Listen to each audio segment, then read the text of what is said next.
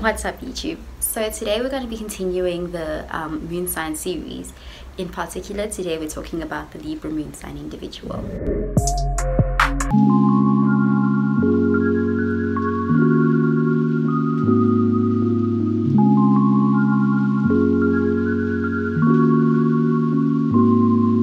Begin with a brief re-explanation of the moon sign and just to get a better understanding of its importance. So I would say that the moon in astrology represents our emotions and also our comfort zones, what makes us feel comfortable and how we can cultivate a sense of security. And so I think that it's very important for someone to know and understand their moon sign so that you can get a better sense of self-awareness, because it's not the same as the sun, which is more so the ego, and it's more obvious to us because it's our outward expression, whereas the moon is more of the inward expression. So it would be more so like how we feel and how we get a sense of comfort and security. Okay, so today we're talking about the Libra moon sign individual.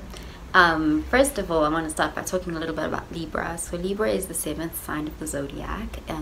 It is a air sign, it's cardinal, and it is air sign, cardinal, and masculine. Sorry. So it's typically associated with being the sign of partnership and relationship, and it's ruled by Venus and as well as Chiron at the same time. So most of the time we associate the sign with beauty, harmony, relationships and peace, and of course balance. So it's represented by the scales. So given that the sign of Libra is associated with relationship and partnership, and the moon sign is basically what we need and our inner comforts and stuff like that. People who have their moon in Libra typically tend to like to have this need of partnerships. They tend to value that, and they also value harmony, peace, and balance is very important for them. It falls under their needs.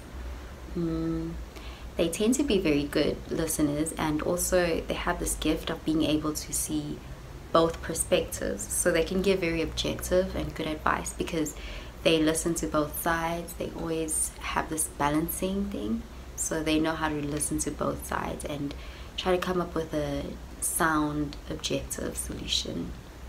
They also can be good at socializing, very social people who like to make friends, and they value relationships and beauty, so they can be artistic, and they also diplomatic and tend to be very polite people.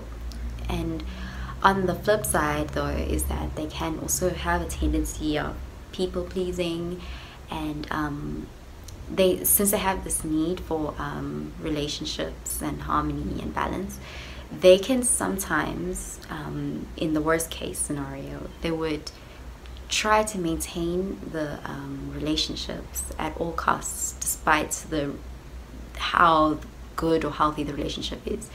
Like relationships are just so important to them that they always have to have, they overemphasize the importance of it in their lives, and they value the idea just of having a lifelong partner to go through life's ups and downs with.